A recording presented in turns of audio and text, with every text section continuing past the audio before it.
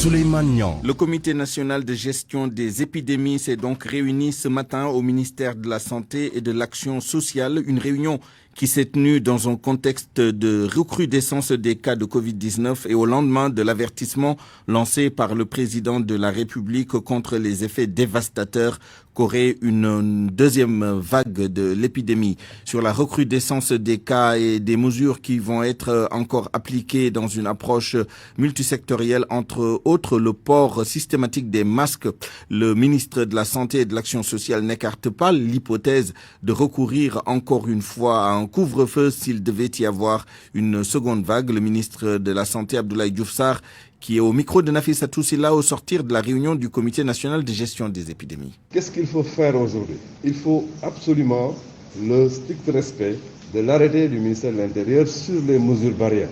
Je crois qu'à ce niveau-là, des choses effectivement vont être faites pour que cet arrêté, qui est en vigueur jusqu'au 5 janvier, soit respecté dans cette période. Il faut absolument se lever comme un seul homme pour que tout le pays soit effectivement debout pour que ces mesures barrières-là entre dans la routine des Sénégalais. Il s'agit du port systématique du masque et partout. Il faut absolument que dans les transports, qu'on respecte le port du masque. Ce qu'il faut noter, c'est que notre arme la plus importante, c'est le respect du port du masque. Parce que, souvenez-vous, quand on a dit qu'il faut vivre avec le virus qui circule, il faut vivre avec, mais il faut prendre la précaution de ne pas transmettre le virus à l'autre. Il faut aussi prendre la précaution de ne pas recevoir le virus de l'autre. Donc aujourd'hui, l'élément important dans la riposte, c'est le masque. Est-ce qu'il y a possibilité aussi de faire revenir le couvre-feu, par exemple, d'installer encore le couvre-feu? Nous ne le souhaitons pas pour l'instant. Nous estimons effectivement qu'il faut prendre toutes les dispositions et que les Sénégalais, de par le respect déjà des arrêtés du ministère de l'Intérieur, ont les moyens de ne pas effectivement en arriver là. Il est 12h05. RFM. L'info, c'est ici. L'info, c'est ici. Les 37 personnes arrêtées dans l'affaire des centres de redressement du marabout Serigne Modou Kara Mbacké sont retournées au tribunal ce matin. Elles avaient fait l'objet d'un retour de parquet après leur déferment hier. D'après un avocat commis dans ce dossier, l'affaire devrait atterrir en instruction. Le procureur de la République va probablement transmettre le dossier à un juge d'instruction. Et puis, cette nouvelle corde à l'arc des avocats qui plaident devant les tribunaux du Sénégal et également en faveur des autres acteurs de la justice. L'exception d'inconstitutionnalité, un moyen peu utilisé devant les juridictions de première instance et d'appel. La raison est que la majorité des robes noires et autres auxiliaires de la justice méconnaissent la recevabilité de cet argument dans les procès auxquels ils sont partis.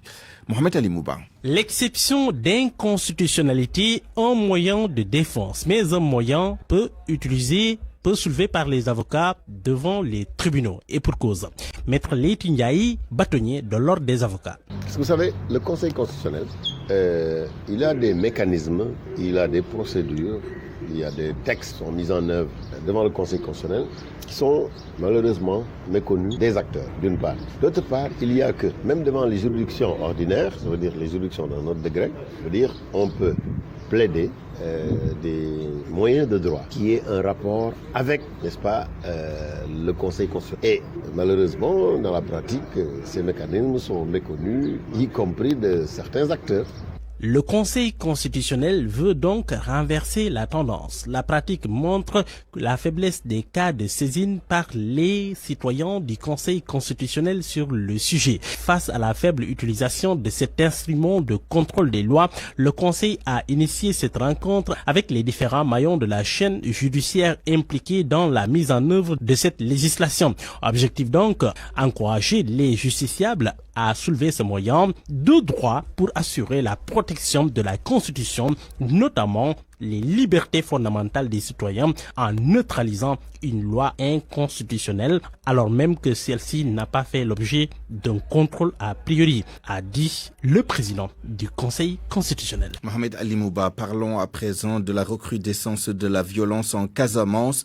La gendarmerie nationale va réorganiser son dispositif dans le sud du pays. Plusieurs brigades de gendarmerie vont être créées dans plusieurs localités dont Niaguis et Niassia.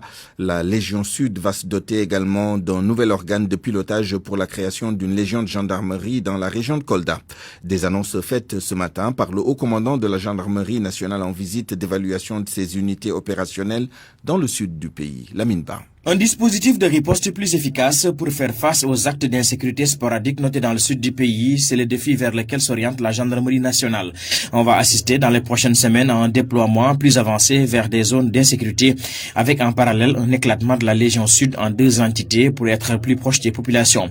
Des annonces faites ce matin par le haut commandant de la gendarmerie nationale, le général Jean-Baptiste Dina. La Légion Ziguinchor va être amputée de sa partie de Kolda avec la création d'une légion basée à Kolda. À Ziguinchor, une de nos 2 unités va être redéployée dans le secteur du Cap Skiring. Nous verrons la création de brigades à Nyassia, à Nyagis et des commandements à Oussou. Il s'agit simplement de lever le niveau de représentation de la gendarmerie à un niveau le plus adapté possible au niveau du préfet. Nous allons avoir des brigades d'arrondissement. Beaucoup plus de gendarmes au mètre carré. Le haut commandement de la gendarmerie nationale qui a séjourné depuis quelque temps dans le sud du pays pour évaluer le dispositif opérationnel de ces unités dit avoir laissé à ses troupes des orientations d'ouverture vers les populations civiles pour relever les défis sécuritaires. Notamment en conseillant nos troupes de renforcer les partenariats avec les populations, bref, à tous nos partenaires dans la coproduction de la sécurité. Cette restructuration de la gendarmerie dans le sud intervient après une série d'incidents sécuritaires enregistrés dans cette partie du territoire national. L'option du haut commandement semble en tout cas répondre à la forte aspiration des populations d'évoluer dans un cadre sécurisé dans un contexte de reprise des activités économiques. Lamine Ba, Ziguinchor, Radio Futur Média. RFM, partout. Tout le temps. La Sonacos sonne l'alerte 10 jours après le démarrage de la campagne de commercialisation de l'arachide. Le président du conseil d'administration de cette société prédit la catastrophe pour les huiliers.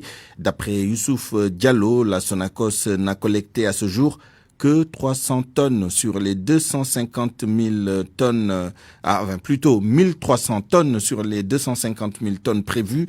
Il appelle l'État à prendre des mesures urgentes pour éviter le pire.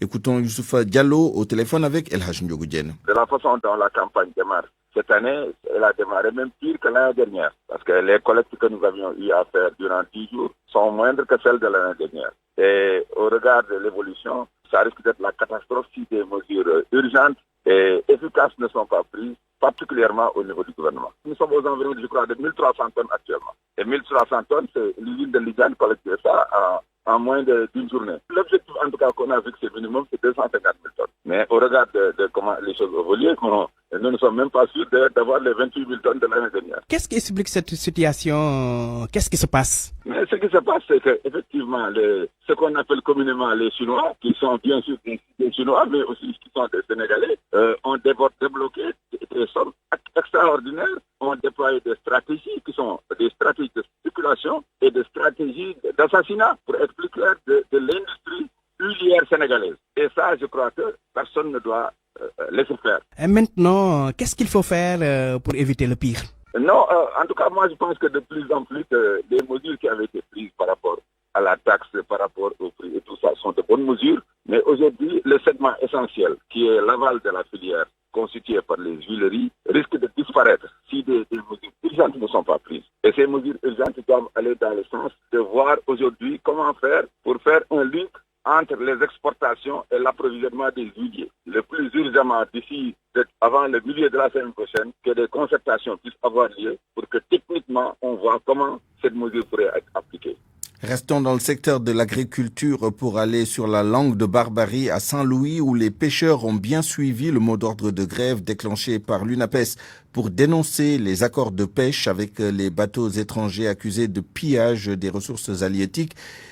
Ces pêcheurs appellent à l'audit du secteur et comptent rallier demain à la place de l'Obélisque la marche organisée par l'Union nationale des pêcheurs artisanaux. Mohamed Nabissila. La grève déclenchée par les pêcheurs est bien suivie à Saint-Louis du Sénégal, notamment sur la langue de Barbarie, où plusieurs embarcations sont à quai. Macoumba Dièye, le président de l'Union régionale des pêcheurs artisanaux, plaide pour l'audit des ressources halieutiques. Pendant 3 jours, Les pirogues resteront à quai. Vous voyez déjà sur la berge fluviale, il y a plus de 10 000 embarcations qui sont stationnées ici. Ils ne comptent même pas bouger d'un seul iota. C'est pour ça que nous demandons un audit et surtout arriver à rationaliser la délivrance des licences aux bateaux étrangers. Abdoul Woudoud Kamara estime que c'est pour la sauvegarde des ressources halieutiques afin que les générations futures puissent en disposer, raison pour laquelle Saint-Louis est décidé à respecter le mot d'ordre. Nous, pêcheurs de Saint-Louis, nous devons faire partie des premiers à nous engager dans ce combat pour la sauvegarde des ressources halieutiques. Il y a énormément de pirogues ici, plus de 10 000. Toute l'activité économique, la vie de tout un chacun ici sur la langue de Barbarie dépend de la pêche. Tous à l'unisson, nous nous engageons pour le combat, pour sauver surtout les générations à venir.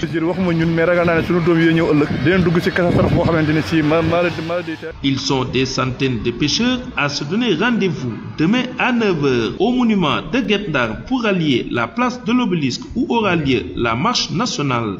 RFM Saint-Louis, Mohamed Nabissila.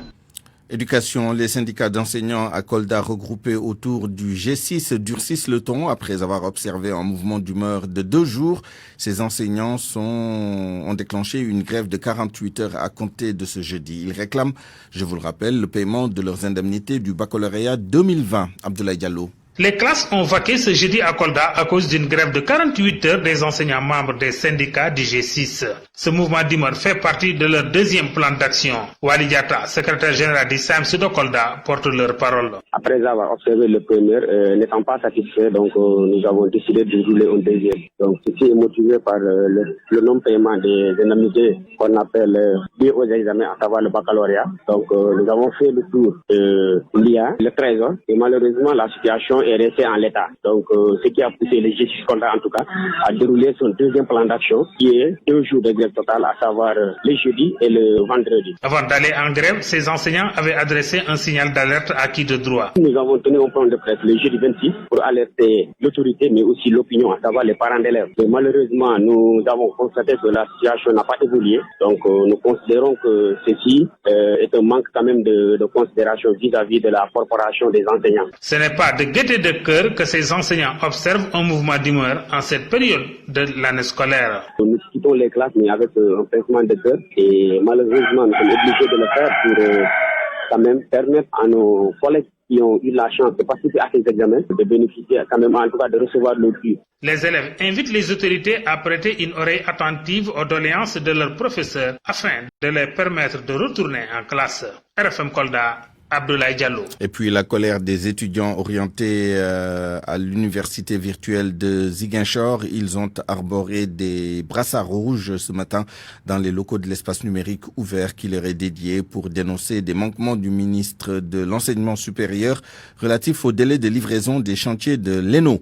Ces étudiants très en colère contre le ministre Cheikh Omar Anne menacent de bloquer les inscriptions administratives des nouveaux bacheliers pour contraindre les autorités à tenir leurs promesses. Mamadou Mangué, porte-parole de ces étudiants, est interrogé par Lamine Ba. Ça fait maintenant 4 ans que l'université virtuelle du Sénégal, le bâtiment qui est derrière comme ça, est en construction. Depuis maintenant 4 ans, et vous êtes sans savoir, chaque année, le nombre d'étudiants orientés à l'IVS ne cesse d'augmenter. L'année dernière, ils ont orienté plus de 500 étudiants à l'IVS. Et les ENO, l'espace numérique ouvert que nous utilisons, ça ne se ressemble pas à une université. C'est difficile, c'est déplorable. Regardez ces étudiants-là. Ils sont obligés d'aller à Assansep. Ils sont obligés d'aller à l'IFR Santé. Ils sont obligés d'aller à la Maison de la Paix pour suivre leur cours. On n'a pas demandé 20 bâtiments. On a demandé un seul bâtiment qui est là. C'est de le terminer. Pour que les étudiants de Ziguinchor puissent continuer leur même. Il y a la promiscuité. Pour faire leurs examens l'année dernière, nous les étudiants de la promotion 6, nous sommes obligés d'aller au lycée de Périzac. Pourquoi cette injustice? Récemment, les étudiants, la FNEF a rencontré le ministre et nous a promis, avant l'orientation des étudiants, il va nous livrer le bâtiment. Regardez, il n'y a pas de maçon. Il n'y a pas de maçon. Le ministre, il a dit qu'il va nous livrer le bâtiment avant la fin du mois de décembre, avant l'orientation des étudiants. Quand le bâtiment ne termine pas, on ne reçoit pas d'étudiants. Point. 12h17, ce 3 décembre, journée mondiale des personnes handicapées. Le président de la Fédération nationale des associations de personnes handicapées du Sénégal révèle que 61 000 cartes d'égalité des chances ont été distribuées à ce jour. Il juge le rythme lent et interpelle les autorités pour une accélération du processus de production des cartes d'égalité des chances. Yatma Fall était l'invité de RFM Matin. 2015, si le président Macky Sall Momou. Vous imaginez, entre 2015 et 2020, seules 61 000 cartes ont été distribuées, alors que la cible varie entre 1 million et 3 millions de personnes. Vous vous rendez compte, si en 5 ans ils n'ont fabriqué que 60 000 cartes, pendant combien d'années les autres vont rester pour en avoir? Le deuxième problème de la carte, c'est que même ceux qui la détiennent soutiennent qu'elle n'a aucune importance vu qu'ils ne peuvent pas bénéficier de cette carte. La loi dit clairement que la carte doit être confectionnée par la Direction générale de l'action sociale et le service de l'action sociale. Mais je pense qu'ils n'ont pas les moyens, ou alors c'est leur budget qui font défaut. Et c'est pourquoi d'ailleurs, nous handicapés, on propose à ce que la carte soit transformée en un programme national de la carte d'égalité des chances pour une meilleure prise en charge des personnes vivant avec un handicap. Hier, à la veille de cette journée, le président de la République a annoncé en Conseil des ministres la rénovation imminente de l'Institut national d'éducation et de formation des jeunes aveugles de Thiès. Une annonce qui a soulevé une vague de satisfaction chez les élèves non-voyants et au niveau de la direction de l'INEFJA. Une doléance longtemps exprimée par les handicapés visuels et le corps enseignant. Reportage de Cheranta Diop. L'Institut national des jeunes aveugles de Thiès, l'annonce du chef de l'État pour la rénovation de l'Institut soulève une vague de satisfaction. Et le coup, ça va. Selon ces enseignants, c'est une réponse pertinente aux doléances longtemps exprimées par les élèves et le corps enseignant. Monsieur Sen, professeur d'histoire-géo, et Madame Bob, professeur spécialisé pour aveugles à l'INEFJA. Une très bonne nouvelle pour les élèves, mais aussi les enseignants de l'INEFJA. On peut noter que le président de la République a pris en compte les brillants résultats de l'Institut durant ces dernières années. Donc ça vient à son heure. On est content et nous espérons que la capacité d'accueil aussi sera augmentée. Effectivement, puisque c'est un centre vraiment d'accueil, un centre spécialisé reconnu, donc c'est normal. Qu'il y a énormément de demandes, on est obligé de les rejeter, ce qui nous fait mal quand même parce que tout élève ou tout jeune malvoyant, non-voyant qui arrive à ce niveau doit être pris en charge.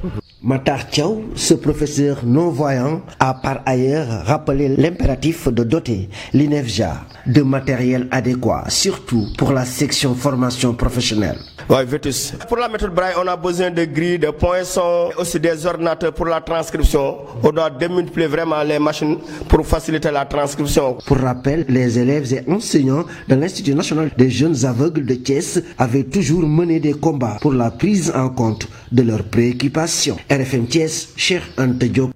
Avant de refermer cette première partie du journal, évoquons cet atelier de retour d'expérience sur l'impact des inondations. Un atelier organisé par le ministère de l'Intérieur à travers la direction de la protection civile et par le PNUD à travers sa représentation à Dakar. Principales informations issues de la cérémonie d'ouverture. 22 000 personnes ont été impactées par les intempéries et Dakar et Saint-Louis sont les régions les plus touchées. Cependant que le plan Orsec qui avait été déclenché est toujours en vigueur.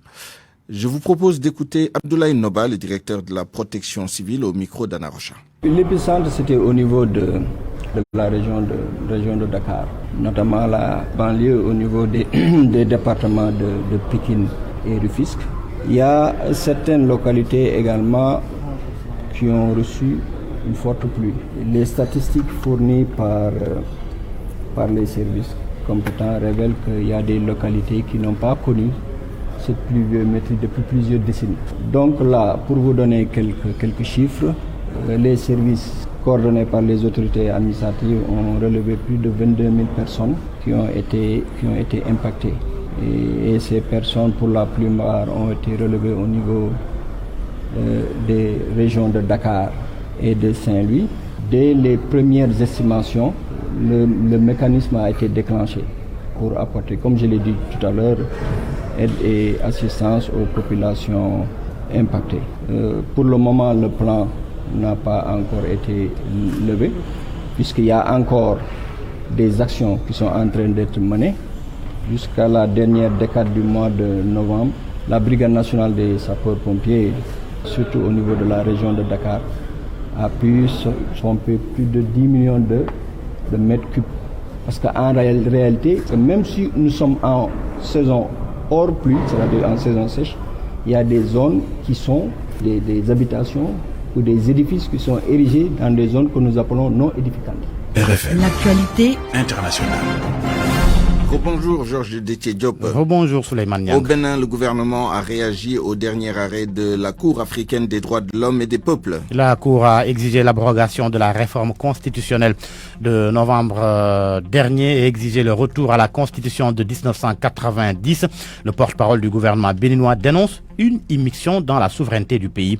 Alain Orunla au micro de RFI. La révision de notre constitution est une initiative parlementaire approuvée par l'unanimité des représentants du peuple. C'est cette constitution renforçant notre démocratie que l'on voudrait remettre en cause par une décision qui frise l'hérésie et à laquelle le peuple béninois souverain ne peut prêter flanc. Autant d'avancées qui permettent le renforcement de notre démocratie dont on ne peut considérer que les acquis ont été remis en cause ou qu'ils aient même reculé. Alors, le reste de l'actualité internationale, ce vaccin contre le Covid-19 au menu d'un sommet spécial de l'ONU ce jeudi. Un sommet spécial dans un format virtuel aujourd'hui et demain. Il s'agira d'échanger et de faire le point sur une stratégie collective contre l'épidémie. 140 chefs d'État, de gouvernement et ministres de la Santé prennent part à la rencontre. Certains laboratoires pharmaceutiques participent aussi aux tables rondes. Selon RFI, il s'agit d'abord pour les Nations Unies d'insister sur une distribution des vaccins qui dépasse les enjeux nationaux. L'ONU ne lèvera pas de fonds, mais espère convaincre les encore indécis que le monde ne pourra mettre fin à la pandémie que si la vaccination se fait équitablement, y compris dans les pays en développement. En Mauritanie, les autorités ont annoncé une batterie de mesures, dont la fermeture à nouveau des écoles. Décision dictée par la recrudescence des cas de Covid. Mohamed Diop. Les cours sont suspendus dans les écoles et les universités pour une durée de 10 jours. Également, les rassemblements publics non essentiels sont interdits. La réunion du Conseil des ministres qui se tenait chaque semaine sera désormais ramenée à 2 semaines. On note aussi la réduction à l'essentiel du personnel travaillant dans les administrations publiques. En même temps, l'État va lancer des opérations de désinfection des administrations et des lieux publics. Et la sensibilisation des populations autour des mesures barrières seront intensifiées, notamment au niveau des marchés. Mohamed Diop, Nouakchott, RFM. Le coronavirus, toujours, qui a eu raison de Valéry Giscard d'Estaing. L'ancien président français est décédé hier soir à l'âge de 94 ans. L'ancien chef de l'État avait été admis quelques jours dans le service de cardiologie de l'hôpital de Tours du 15 au 20 novembre pour une insuffisance cardiaque. Valéry Giscard d'Estaing, décédé dans sa propriété d'Auton, dans le Loir-et-Cher, a dirigé la France de 1974 à 1981. En Égypte, pour terminer, l'effondrement d'un immeuble de 3 étages a fait 6 morts hier dans le quartier de Maharembek à Alexandrie. 3 personnes sont toujours recherchées. Le bâtiment qui s'est écroulé avait été construit en 1940. Merci Georges Déthié Diop. Parole aux auditeurs. L'actualité, qu'en pensez-vous? Moi, je pense que vous devez. Réagissez dans nos éditions d'information sur l'actualité. Bonjour. Du lundi au vendredi, vous avez la parole sur RFM. Point de vue dans une dizaine de minutes, nous parlerons du rebond observé dans l'évolution de l'épidémie de Covid-19 au Sénégal et nous tenterons de répondre à la question suivante. Comment éviter une deuxième vague de l'épidémie? Ce sera avec nos 2 invités du jour. J'ai nommé Dr Mohamedou Ly, expert en santé publique, et le colonel Mamadou Hatch, colonel de l'armée à la retraite, spécialiste de la gestion de crise. RFM Sport. Le sport avec vous, cher Tidiane Diagne. Rebonjour. Rebonjour à vous, Suleiman. La ville de Lens a rendu un dernier hommage à Pape Bouba Diop. Oui, tristesse et émotion à la cérémonie de levée du corps. Un hommage lui a été rendu avant le rapatriement de la dépouille prévue donc demain au Sénégal. Une correspondance particulière d'un de nos collaborateurs qui a assisté justement à cette cérémonie. La cérémonie fut très triste, les cœurs étaient peinés, les visages sombres, un peu à l'image du climat qu'il fait aujourd'hui à Lens, très pluvieux et froid. Ce fut une cérémonie, un dernier hommage à Pape Bouba Diop en France, sous la présence de monsieur, de son excellence l'ambassadeur El Hadji Maguette Sey, ainsi que de la vice-consul de Lens, Yaye Awo Diop Mbaké. Les Sénégalais étaient là, les Lensois étaient là, la famille de Pape Bouba Diop était évidemment là, sa femme Marie, son fils Aaron. Ils ont eu les mots pour remercier un peu le peuple sénégalais, parce qu'ils ont eu, depuis l'annonce du décès, des hommages de partout. Les hommages sont venus aussi de ses coéquipiers, de ses connaissances. Harouna Dindan, l'Ivoirien, était là, le Tunisien Antar Yahya était là, l'ancien capitaine de Lens, Eric Sikora, était là aussi pour dire toute sa peine et pour un peu partager aussi cette peine avec la famille. L'ambassadeur a eu les mots un peu pour résumer tout ce que les Sénégalais pensaient de Pape Bouba Diop, un homme discret mais qui a su donner beaucoup de plaisir aux Sénégalais. On ne va pas refaire l'histoire de son but qui a enchanté le Sénégal et l'Afrique. Les gens retiendront ce but, mais retiendraient aussi beaucoup de choses de sa personne. L'arrivée de la dépouille de Pape Bouba Diop est prévue demain vendredi à partir de 15h30 à l'accueil à l'aéroport international Blaise Diagne de Diass, le chef de l'État Macky Sall. Afro-basket masculin, début de la compétition ce jeudi pour les moins de 18 ans. Oui, et le Sénégal va effectuer sa première sortie. Demain, ce sera contre le Mali qui est détenteur du trophée en filles et en garçons sur le camp.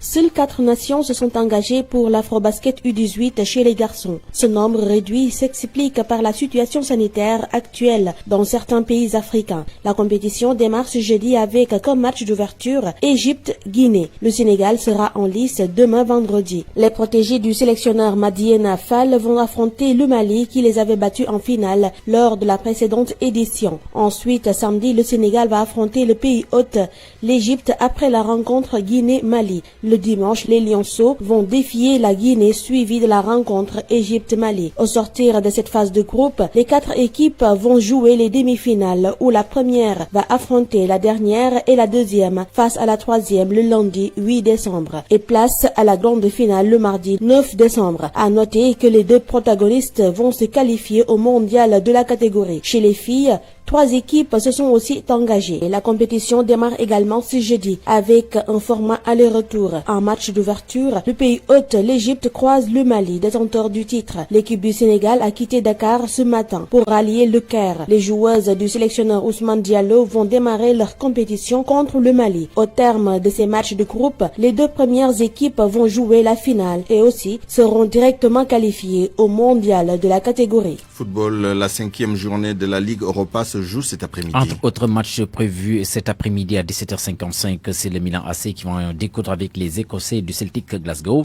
Lille accueille le Spartak de Prague. Tottenham est en déplacement chez LASK. Le Feyenoord de Rotterdam joue contre le Dynamo de Zagreb. Hoffenheim, les Allemands, sont en déplacement chez l'Étoile Rouge de Belgrade. À 20h, la seconde série de rencontres. Arsenal Rapide de Vienne. Le PSV Eindhoven est en déplacement en Espagne face à Granada.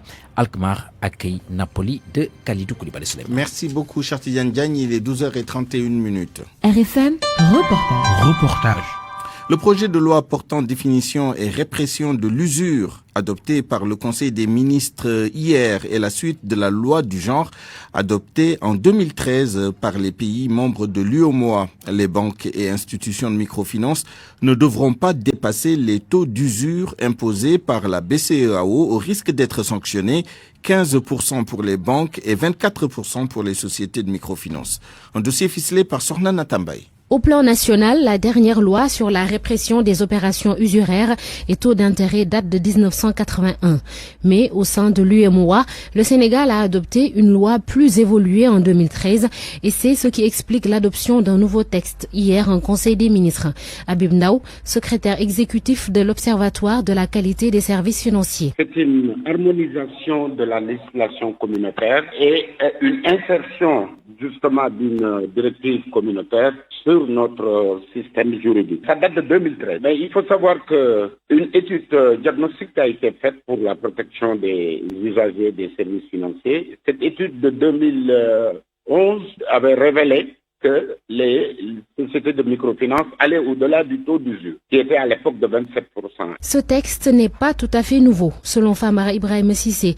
Il est le président de l'ACSIF, Association des clients et sociétaires des institutions financières. Nous avons vu que beaucoup de pays l'ont adopté en droit interne et notamment ce projet de loi a été déjà discuté en Conseil des ministres, envoyé à l'Assemblée nationale pour adoption. C'est une manière pour l'État de redéfinir le taux d'usure. Le taux effectif global ne doit donc pas dépasser 15% pour les banques et 24% pour les institutions de microfinance. Et avec la crise sanitaire, la BCEAO a pris des mesures pour stabiliser l'économie. Habib Ndaw. Et ce taux effectif global, ça tient compte évidemment des taxes, du taux d'intérêt nominal, évidemment, et des coûts cachés. Et à cela, la Banque centrale aussi a fait des efforts en mettant un dispositif de refinancement pour les petites et moyennes entreprises qui va, avec la Covid, qui est allé jusqu'à même 2%. Ça permet à des segments de l'économie d'accéder à des fonds d'abord, mais à un coût moindre. Un autre problème que le projet de loi devra régler, c'est ce que l'ACSIF considère comme de la désinformation de la part des institutions financières. Famara Ibrahim Sissé. Nous avons vu des publicités mensongères allant dans le sens d'annoncer de manière pompeuse des taux promotionnels de 7%, de 10%, de 11%, de 12%. Je tiens à préciser qu'aucune banque n'applique dans ce pays un taux inférieur à 12%. Les taux d'intérêt sont dans l'ordre de 14-15%. Il faut que ça soit clair. C'est que nous avons toujours déploré et que la loi doit fermement sanctionner. Il faudra donc bien veiller au respect des directives de la BCEAO et appliquer les lois. Les banques qui ne se plieront pas seront sanctionnées, selon nos interlocuteurs. RFM, la presse du jour. La presse de ce jeudi 3 décembre 2020, lue et commentée par Georges Détié-Diop. Plus qu'une alerte, le chef de l'État réagit face à la recrudescence des cas de Covid-19. Hier, le Sénégal a enregistré 66 nouvelles contaminations. Ainsi, pour éviter une deuxième vague, Macky Sall, comme le souligne l'AS, réclame de nouvelles mesures. Il a demandé au ministre de la Santé de lui proposer de nouvelles mesures pour freiner la propagation de la maladie. Le quotidien, lui, rapporte qu'il a demandé au gouvernement de rester ferme sur l'observation des mesures barrières, comme le port du masque qui est devenu facultatif partout. Conséquence, si l'on se fie au journal Le Soleil, l'on va vers un durcissement des mesures, lesquelles, selon mon confrère, vont s'articuler autour de 4 axes. Réactivation des CTE régionaux, application rigoureuse des dispositions de l'arrêté 15 592 du 10 juillet prorogé jusqu'en janvier et surveillance accrue des transports publics. En tous les cas, l'observateur assimile les instructions du chef de l'État hier en Conseil des ministres à un aveu de l'absence de l'État, grand coupable de la nouvelle situation sanitaire. Mercredi macabre sur les routes. Libération fait état de 3 accidents qui ont fait 7 morts. Le journal souligne que les chocs intervenus sur l'axe Linguère-Matam à Dakar et à Mboro impliquent des gros porteurs. Ainsi, Vox Populi s'exclame que des camions sèment la mort dans le pays. Mon confrère relève que 5 personnes, dont 2 enseignantes, dont les photos sont d'ailleurs à la première page du journal, ont péri dans la collision entre un véhicule particulier et un camion sur l'axe Linguère-Matam. Tribune évoque une reprise de la série noire avec 2 enseignantes tuées. Elles venaient de terminer leur formation, informe mon confrère sous le choc. L'affaire des centres de redressement de Serigne Modou Kara. L'observateur informe du retour de parquet pour 37 des mises en cause, ce que confirme Source A qui ajoute que tous les chefs de Kara Sécurité sont arrêtés et leur avocat n'a pas encore accès à leur dossier. Mais enquête indique que tous les chemins mènent vers Kara. Le journal révèle que les 43 mises en cause ont déclaré à l'unanimité avoir agi sur ordre de leur guide à qui il remettait l'argent des centres. Celui de Guédiawaye existe d'ailleurs depuis 14 ans. Dans cette affaire, l'observateur souligne que les organisations de défense des droits de l'homme chargent l'État, Amnesty, la RADDHO, la LSDH, le Comité sénégalais des droits de l'homme, l'ONDH, exigent qu'une enquête soit ouverte et que toute la lumière soit faite sur les actes de torture, de traitement inhumain qui auraient été commis dans les centres de redressement du guide religieux Serigne Modou Kara. À la une de Walf Quotidien, Amnesty des crimes financiers et économiques, un projet de loi dans le circuit. Pour Walf, Karim Wade et Khalifa Ababakar Sall peuvent croiser les doigts et souhaiter que ce qui se peaufine en leur faveur se réalise. Selon le journal, des députés ont révélé qu'un projet de loi amnistiant les crimes financiers et économiques est dans le circuit, lequel projet de loi viserait à effacer les condamnations de Karim Wade et de l'ancien maire de Dakar, Khalifa Sall, et les rendrait à nouveau éligibles. Ces députés l'ont fait savoir hier lors du vote du budget du ministère de la Justice. Dans le budget, la CREI est crédité de 966 millions de francs CFA pour son fonctionnement et les dépenses de transfert. Et pourtant, constate Sud Quotidien, depuis la condamnation de Karim Wade et de ses co-accusés, ou encore celle de l'ancien directeur du cadastre, Taïbou Ndiaye, la Cour de répression de l'enrichissement illicite n'a pas trait devant la barre aucun dignitaire de l'ancien régime présent sur une liste de 26 personnes, situation qui fait dire à Sud que la CREI est payée à ne rien faire. Un coup d'œil à présent dans les Échos. Le journal nous apprend qu'un collectif sollicite de la Cour suprême l'annulation de la nomination de Mahmoud Saleh comme directeur de cabinet du président de la République. Le collectif pour la restauration de l'éthique dans la politique a déposé un recours devant la juridiction au motif que Mahmoud Saleh n'est pas de la hiérarchie A et ne justifie d'aucun diplôme, encore moins d'un niveau équivalent à la hiérarchie A. À vos kiosques et bonne lecture.